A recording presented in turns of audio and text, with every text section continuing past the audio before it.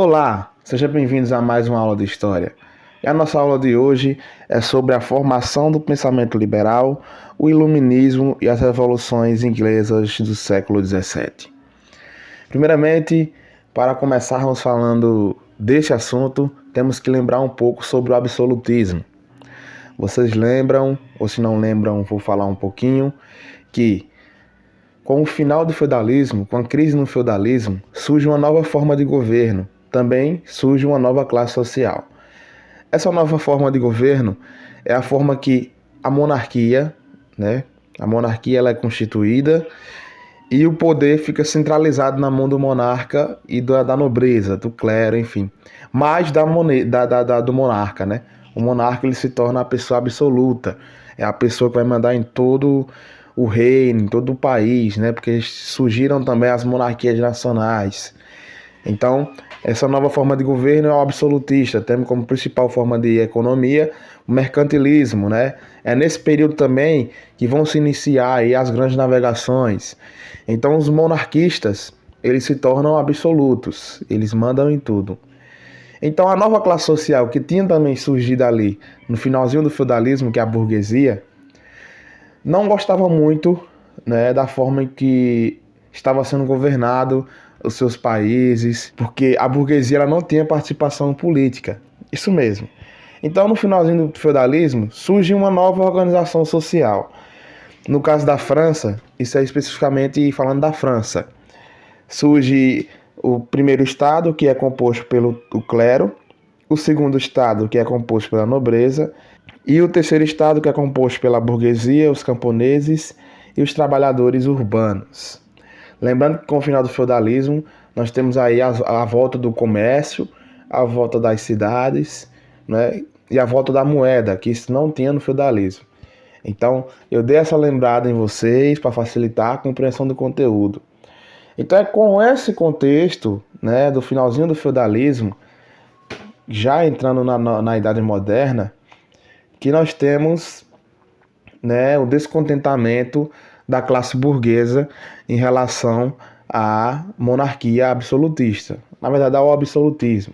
Então, no século XVII, começa a surgir lá na França um ideal novo, né, de iluminação. É o chamado iluminismo. E o que era que essa galera defendia? O que era que os iluministas defendiam? Eles defendiam que todos eram iguais perante a lei. Não deveria existir os privilégios da classe nobreza e da classe do clero. Segundo eles, todos deveriam ter participação política e todos deveriam ser iguais. Então essa galera surge lá na França. A Inglaterra, esperta, vendo que os trabalhadores, a classe burguesa estava se organizando, tinha força porque eles foram um dos grandes patrocinadores das grandes navegações, começaram a prestar atenção para não ter revolução na Inglaterra. Então eles já criam um parlamento, né, que é para exatamente dar fala aos burgueses, para eles não organizarem uma revolução. Então cria o parlamento. Nós temos a figura do rei, mas nós temos o parlamento que aí vai ajudar politicamente nas questões de organização da Inglaterra. Mas a França não adere a essa ideia do parlamento. Então, a França se torna o grande berço dos iluministas. Os iluministas defendiam o fim, né, dos privilégios da nobreza e do clero. Aí vai ser um pouco difícil, porque você vai bater de frente com um rei absolutista, não é? Essas ideias vão bater de frente com a nobreza, com o clero. Enfim, mas lá mais tarde vai dar certo, tá certo? Vai dar certo. Os iluministas de fato vão conseguir chegar ao poder. Então aquela nova organização social que eu citei para vocês no instante, né? O primeiro estado, o segundo estado, o terceiro estado, era uma sociedade estamental. Vocês lembram disso, né? A sociedade estamental é aquela sociedade que não tem uma mobilidade social.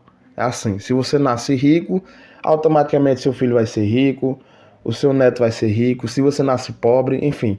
A sociedade estamental não tem essa mobilidade, tipo você ser pobre e virar rico, ou então você ser rico e virar pobre. Não. O que você é, você vai ser, né, até você morrer e aí os seus filhos morrerem. Então, essa sociedade do primeiro, segundo, terceiro estado era organizada dessa forma, era a sociedade estamental. Então é por isso que a burguesia ela se organiza para tentar resolver esse problema. Então, a classe nobreza e a classe do clero, eles tinham bastante privilégios.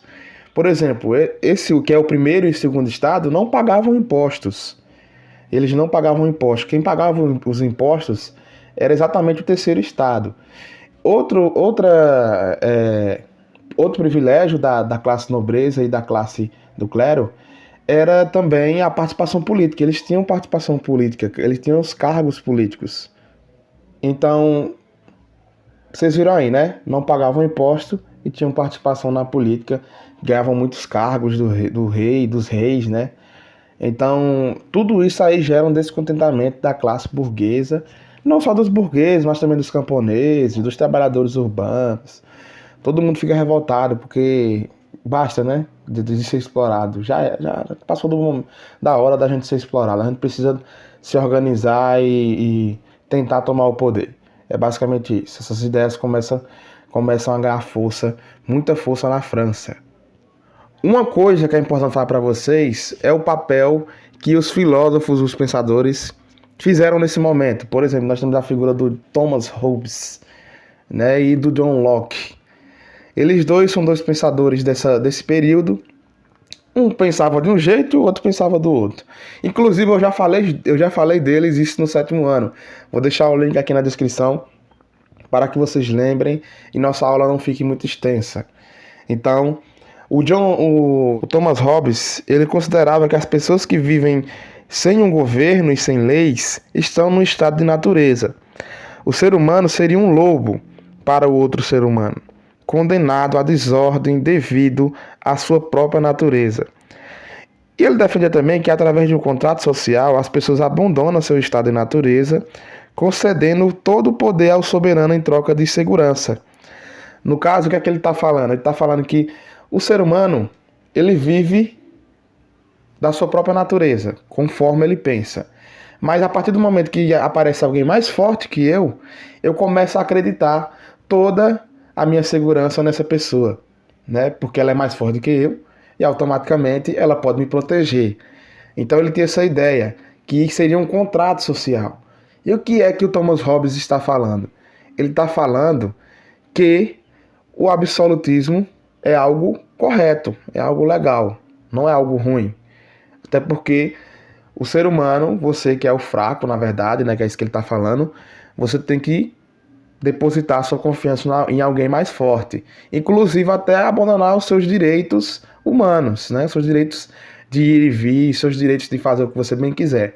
Para quê? Para você obter segurança. Então ele era um pensador que pensava em favor do absolutismo. Ele não era contra o absolutismo. É diferente do John Locke, tá certo? Eu vou explicar o John Locke para vocês. Então, enquanto o Thomas Hobbes, ele pensava que o ser humano deveria renunciar aos seus direitos naturais dos humanos, né, para dar o poder a uma pessoa que é mais forte que você, o John Locke discordava. O John Locke, ele compartilhava das ideias que os direitos naturais dos seres humanos deveriam existir, mesmo havendo esse contrato entre os governantes e os governados, né? Os seres humanos comuns, né, não deveriam renunciar aos seus direitos. Os direitos naturais, de acordo com Locke, consistem no direito à liberdade, à vida e à prosperidade. Locke também defendia que o governo era responsável pelos direitos naturais dos cidadãos, pela preservação e segurança do território e pela justiça. O descumprimento do contrato social entre os governantes e os governados, segundo Locke, poderia levar ao fim do governo, porque poderia ter uma revolução, uma rebelião, uma revolta, e a relação de poder passa a ser inversa. O governante é responsável por garantir os direitos naturais dos seres humanos. Então vocês entenderam, né? O John Locke, ele não defendia também o fim do absolutismo, ele defendia que deveria existir um respeito a mais com os humanos, né? Que apesar de ter uma pessoa que está governando, que ela é mais forte que a minha pessoa, ela deve garantir meus direitos, naturais, deve garantir a minha segurança, a justiça, a prosperidade, o direito a minha casa própria, o direito de eu ir e vir. Então ele defendia exatamente isso. Enquanto John Locke defendia toda a prática do absolutismo, John Locke, ou Thomas Hobbes, na verdade, defendia toda a prática do absolutismo, John Locke discordava. Ele acreditava que todos os governantes deveriam garantir as coisas boas para a população. Então essa ideia que todo mundo é igual, tem que ser livre, ninguém tem que estar sujeito à escravidão, né? Que todo mundo tem que ser igual perante a lei, todo mundo não tem que existir pessoas que vão explorar os outros. Essa ideia é uma ideia dos iluministas, que mais tarde vai ganhar o nome de liberalismo, né? É o pessoal bem radical que surge exatamente aí na França e uma parte da Inglaterra. Então, pessoal, essa foi a nossa aula de hoje, né? Eu espero que vocês tenham gostado. E a partir da próxima semana eu passarei as atividades para vocês, tá certo? Quando o livro de vocês chegar, a gente começa a fazer as atividades. Então essa foi a nossa aula, espero que vocês tenham gostado. Fiquem com Deus, um abraço, até mais.